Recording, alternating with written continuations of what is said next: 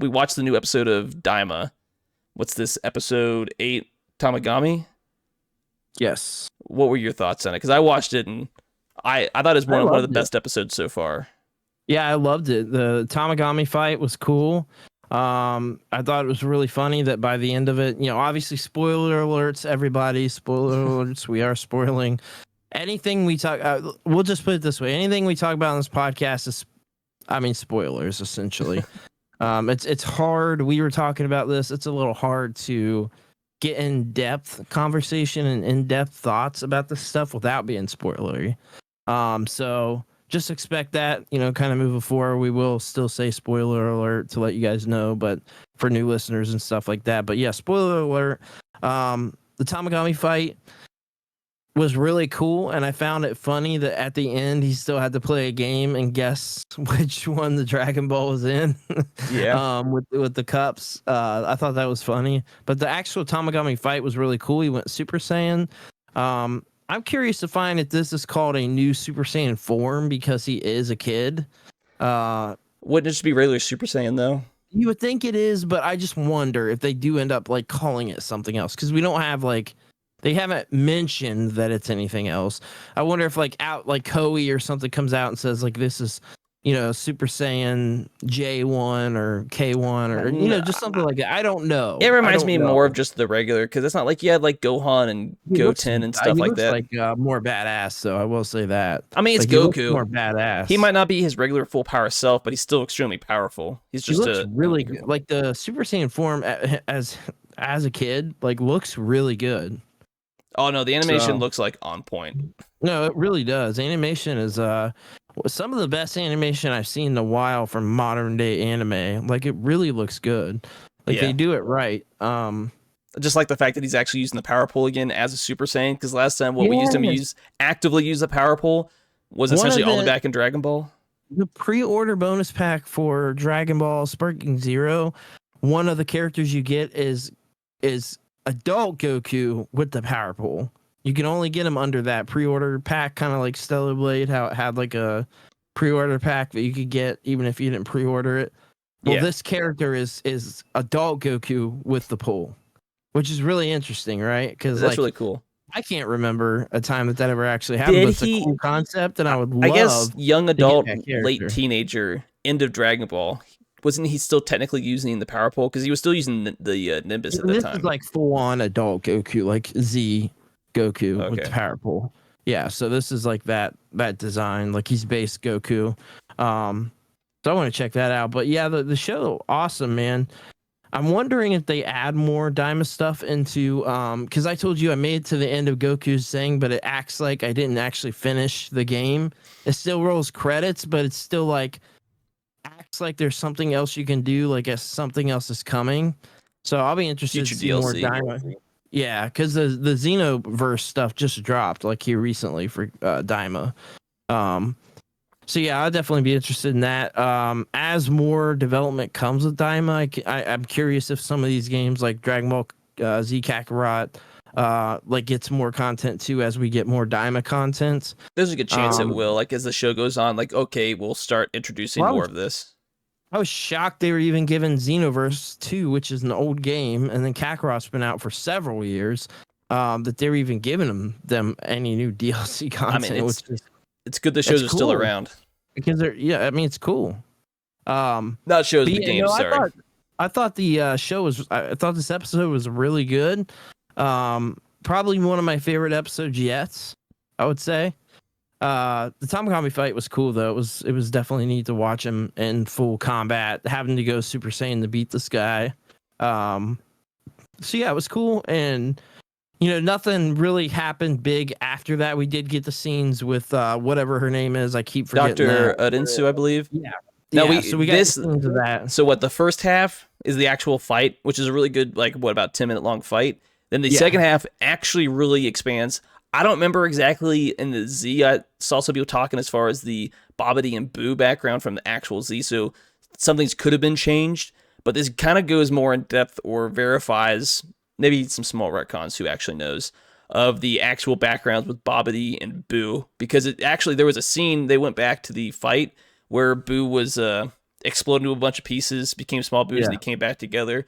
Well, they zoomed in. Apparently, Dr. Arinsu was there, and she took one of those little essences, and she's been apparently using this on experiments to create another boo, essentially, because she says, hey, like you're that old lady, because she has like the Majin M on whatever she's wearing. Bro, and she's the actual one like they making bring back it. a Boo, like Boo was in that, as badass as he was in that.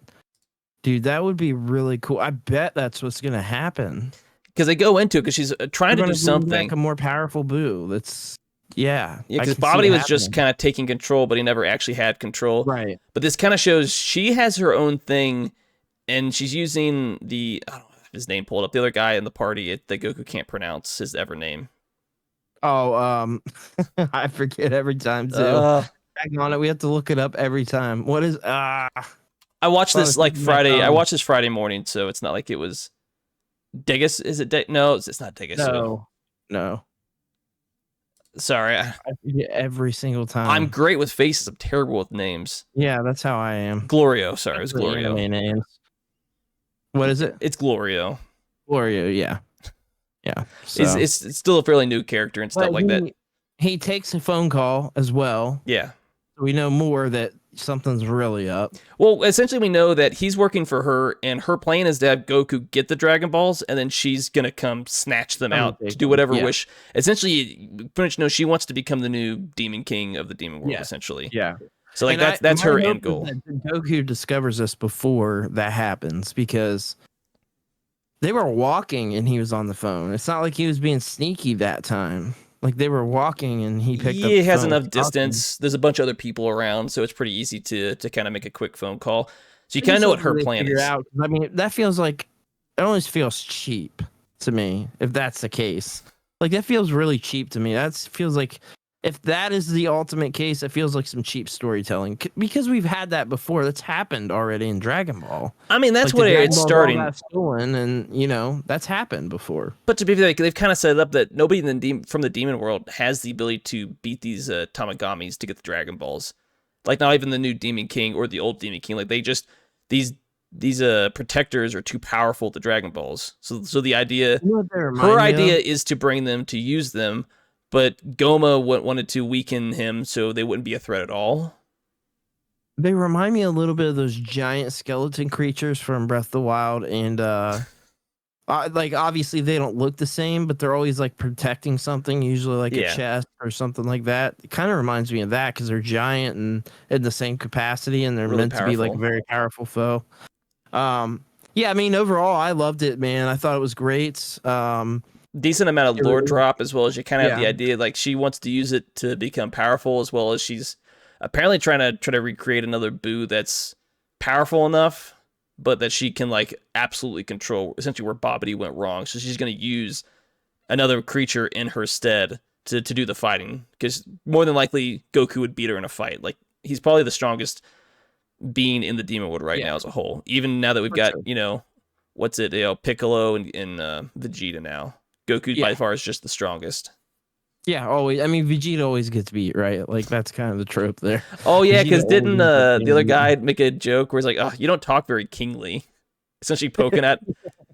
Because Vegeta, when he first introduced him, he's like, "I'm the Prince of all Saiyans."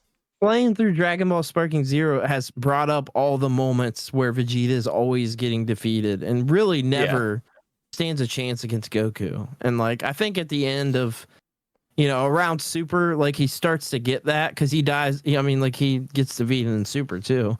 Well, I mean, to be Super Saiyan God. To be fair, technically Vegeta beats Goku in the Saiyan Saga of Z. Yeah, technically. Vegeta he's always been defeated though. Vegeta's only beaten because of what's his name? Comes off and cuts off his tail. Oh yeah. I can't. Wasn't it a Gohan that did that? No, it wasn't. It was Korn. Korn comes through, slides off his tail, so he goes back to the human form. Yeah, where he's already weakened. Yeah, because essentially he uses his the giant monkey form to essentially defeat Goku. Goku's essentially beaten. It's everybody else that comes together, and then Goku he hands the spirit bomb over to Krillin and he misses, but Gohan bounces it back, it hits Vegeta, and then Vegeta's essentially beaten. I just realized Goku got turned back into a kid, but he doesn't have a tail. He lost his tail a long time ago. Yeah, I know. It feels like maybe if they would revert, he would get his tail back. I don't know. It's a magical wish, so maybe they just didn't deal with the tail anymore. That. I just jumped in my head. I was like, Goku. But does a Demon World even have a moon? Would it even be relevant? Because you need a moon to transform anyways. So. I mean, technically you can create an artificial moon, but I think we're at the point where the ape form is irrelevant. Yeah, I just would love to see it return. I love it. I just feel like they just didn't want to deal with it. It's like we've gone past that point. A lot of animation work, so yeah. And to be fair, like the Super Saiyan's stronger at this point. He'd probably be able to control it like Vegeta does, but it's the Super Saiyan's just a better alternative. So just be done with that whole little subplot. It would have been cool to see that because I love Dragon Ball obviously the most, and I'm all about because we do have that mixture of Dragon Ball and Dragon Ball Z and Super. All kind of mashed together to make one thing. Even GT, if you ask me, like a little bit of it does remind me in GT in some aspects, just because of the obviously Goku getting turned back into a kid, but kind of the way that they did it just reminds me of some of the humor and stuff. Because like GT, I think I don't know if you agree with me on this. I don't love GT by any means, but I think it does get a little more crap than it probably deserves because there's aspects from it that I love. I mean, Super Saiyan 4 is my favorite Super Saiyan form. Obviously, I guess GT probably as a whole isn't the worst. The problem is when GT gets bad, it gets really bad. It's been a while since I've wanted. I like Pan. I think Pan was a good character. I like Pan. Yeah, I mean, there's definitely really bad aspects of it. It's like by no means the best. It's among the worst. Like the worst, like the have redeeming qualities. The Par brothers. It's that they're so bad. Yeah, I agree. Like it's like you can definitely tell Akira wasn't involved with this at all. So no, like when the show gets bad, it gets really bad. I'm sure the bulk of it's not the worst. I have these nostalgic memories of watching GT before it ever even came in the West. On the Japanese channels at like 4:00 in the morning. Yeah. Like I did that so many times and like I was like, what is this? Like I was watching Dragon Ball Z, had no idea the GT existed. I'm like, this is insane. Super Saiyan 4? He's got a red suit? What is this? He's got black hair still? I just think Super Saiyan 4 is like the best Super Saiyan form, period. Better than what's it called? Ultra Instinct or, all that stuff. No, But anyway. I'd agree. No, but you brought that up before we moved on. Because I saw it over on Twitter, people making some references to the original Dragon Ball ending, as far as like that probably being like one of the best endings of all time. Because that ending actually uses actual Akira Toriyama art in like 2 different sections. Yeah. It was. I think it was the greatest show in the franchise. No, but the ending is probably one of the best. And because I was going back and watching it now, the OG ending for Dragon Ball, it's kind of you watch and you kind of get this nostalgic feeling when you go back and watch it. Dude, I that's why I said that's why I want to rewatch on here and talk about it. Like talk about the first 4 or 5 episodes and kind of be able to revisit it because like. The world, like the world problems, like the problems that were happening in Dragon Ball were on such a smaller scale. It wasn't the entire universe is going to be, obliterated type deal. Like you were dealing with the Red, I always forget, Red Skull Army. That's what it's called, right? In which one? Sorry. Red Skull Army. That's what it's called. And oh no, the Red Ribbon. Sorry, Dragon Ball's Red Ribbon. Yeah, Red Ribbon Army. Yeah. Okay. So yeah, like you're dealing with that. You're dealing in stuff on a smaller scale, and you have adventure, which you don't get with Dragon Ball Z or Super. You kind of are getting it with Daima. There's already been a lot of adventuring. So you're definitely getting it more there. And I think directly their intention was, hey, let's mash up Dragon Ball, Super, and Z all into one show and make the show. And I feel like that was their premise because I feel it. I see it. I see aspects of all the shows. I see aspects of what they did and took with Super and kind of enhanced on Z. I see that in Daima. I obviously see Z in there with, a lot of the aspects, but obviously most of all, I see Dragon Ball.